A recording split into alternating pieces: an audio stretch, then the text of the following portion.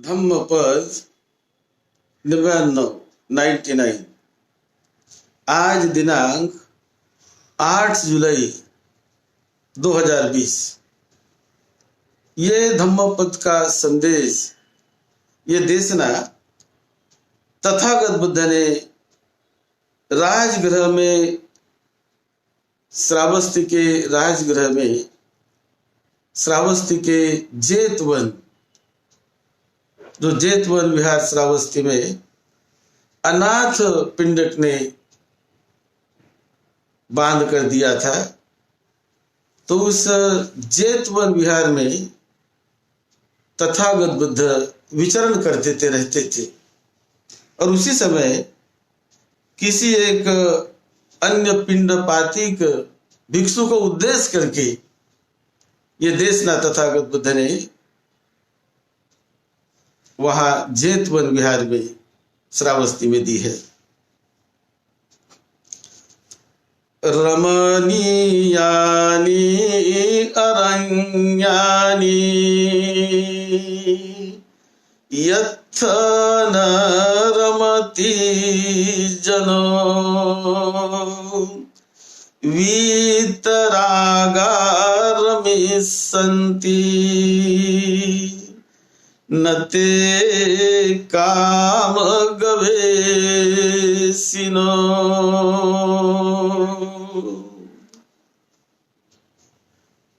बुद्ध श्रावस्ती के जेतवन विहार में रहते समय ये गाथा कही। उसी समय कोई पिंडपातिक भिक्षु किसी एक स्थान में, शहर में,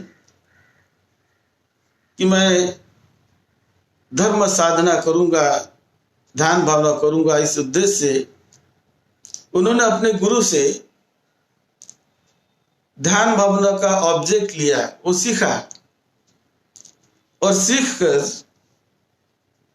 उसी शहर के एक पुराने बगीचे में, पुराना उद्यान, ऐसे पुराने उद्यान में जाकर किसी पेड़ के नीचे बैठकर वो ध्यान भावना करने लगा। तो ऐसा जब ध्यान भावना वो कर रहा था, उसी समय उस उद्यान में एक नगर वधू, यानी वेश्या वगैरह का काम करने वाली ऐसी कोई स्त्री, वो भी उस उद्यान में वो चली गई। किसी उनके मित्र से, उनके किसी पुरुष से उनका कुछ तय हो गया कि हम उस उद्यान में जाएंगे, मिलेंगे। और ऐसा करके ये वहां पर जाकर उस किसी अपने मित्र का, अपने पुरुष का वो इंतजार करते रही। और बहुत देर, बहुत घंटे इंतजार करने के बाद किसी कारणवश उसका वो मित्र, वो पुरुष वहां पर गया ही नहीं। तो फिर जहां वहां इधर उधर घूमती है, देखती है कि जिसने उसको बुलाया वो आया नहीं। तो जहां वहां समय निकालती है, घूमती है, देखती है। और फिर देखते देखते, घूमते घूमते उसे एक पेड़ के नीचे बैठे हुए ये भिक्षु उसे दिखाई दिए। वो पद्मासन लगाकर अपने ध्यान भावना कर रहे थे। तो उस प्रकार उसने उन भिक्षु को दूर से देखा और दूर से देखकर उसको लगने लगा कि जिसको हमने बुलाया वो तो आया नहीं, ये भी तो पुरुष ही है, चलो इनके पास समझाएं। ऐसा करके उस नगर वधू ने उनके पास जाकर वो उनको जो ध्यान भावना में बैठे तो वहां जाकर कभी हंसती है तो कभी तालियां बजाती है, तभी कोई व्यंग करती है, कुछ ऐसा उसको लुभाने का उसने वो प्रयास किया। तो भिक्षु जब उनको देखते हैं कि ये कोई स्त्री उनको इस प्रकार परेशान करने का प्रयास कर रही है, तो भिक्षु अकेले थे, बड़े व्यथित हो गए कि क्या करें। बुद्ध का स्मरण करने लगे और अशुभ भावना का भी, जो बुद्ध सिखाते हैं कि अशुभ भावना किया करो, अशुभ भावना का भी स्मरण करने लगे, बुद्ध का स्मरण करने लगे और कैसे इससे मतलब छुटकारा पाए। तो बड़े वो व्यथित होने लगे भिक्षु। ये बात ये जब वहां चल रहा था तो तथागत बुद्ध उस समय श्रावस्ती के जेतवन विहार में बैठे थे। तथागत बुद्ध ने आवर्जन किया, उन्हें दिखाई दिया कि ऐसा ऐसा कोई भिक्षु को परेशान कर रहे हैं, और भिक्षु ने भी अपने बुद्ध बल से वो वहां पर जैसे कि बुद्ध उनके पास ही जाकर उनको उपदेश कर रहे हैं, उनको बता रहे हैं।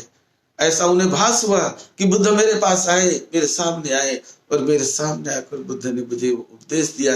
ऐसा उस भिक्षु को एहसास होने लगा जब बुद्ध ने अपने बुद्ध नेत्रों से उन्हें देखा और उनको बुद्ध ने सपोर्ट करने का प्रयास किया उस भिक्षु को।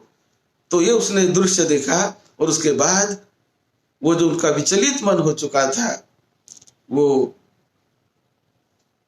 अपने आप को संभल लिया उसने, और संभल कर वो श्रावस्ती में जाकर,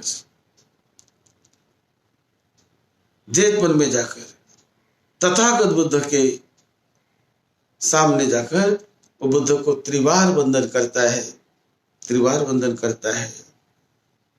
और फिर बुद्ध ये गाथा उस समय उनको ये देशना बुद्ध ने इस गाथा के रूप में सब बताई है। रमणीयानि अरण्यानि यथा न रमति जनो वीतरागा रमिस्सन्ति नते काम गवेस्सिनो। तो ये जो भिक्षुओं के ध्यान भावना करने के लिए जो स्थान होते हैं, ये वन होते हैं, जंगलों में, वनों में, कि जहां कोई सामान्य आदमी घबराता जाने के लिए, सामान्य आदमी को वो स्थान अच्छे नहीं लगते। ऐसे जगह पर भिक्षु ऐसे वन में जाकर, एकांत में, अरण्य में जाकर वो एकांत में अभ्यास करते हैं। वो स्थान उनको बड़ा रमणीय होता है, बड़ा रमणीय होता है। लेकिन जहां पब्लिक आती जाती है, जो उद्यान है या पब्लिक का प्लेस है, वहां जाकर भिक्षुओं ने ध्यान भावना करना ये अच्छा नहीं होता, ये पब्लिक का प्लेस होता है। तो एकांत में जाकर भिक्षु ध्यान भावना किया करे। जो वीतराग लोग होते हैं, जिन्होंने अपने राग को दूर कर दिया, विकारों को दूर कर दिया, जिन्होंने अपने काम वासना को दूर कर दिया, अपने विकारों को दूर कर दिया, ऐसे व्यक्ति अरण्य में, जंगल में और एकांत में कहीं जाकर ध्यान करके अपने निर्वाण का साक्षात्कार करते हैं, साक्षात्कार करते रहे। इस प्रकार की ये धम्म देशना तथागत बुद्ध ने उस भिक्षु को उद्देश्य करके ऐसी कही है। और वो भिक्षु बुद्ध से संरक्षित होकर किसी प्रकार का उसमें कोई विचलन नहीं हुआ, वो शांत हो गया और अपने मार्ग में वो प्रगति करते रहा। वहां से वो उठ गया और फिर वहां वो कभी गया ही नहीं उस जगह पर, और अपने अरण्य में उसके बाद वो चला गया। तो ऐसे प्रसंग पर ये जो 99 प्रकार की जो धम्मपद की गाथा है वो तथागत बुद्ध ने वहां कही थी। हम सब लोग ये धम्मपद से प्रेरणा लेकर हमें भी अपने जीवन में कुछ अच्छी अच्छी बातें करने का सीखना है। जो बुरी बातें हैं उनसे हमें दूर रहना है, उससे हमें दूर रहना है, उसको त्यागना है। यही बोध हमें ये धम्मपद से लेना है।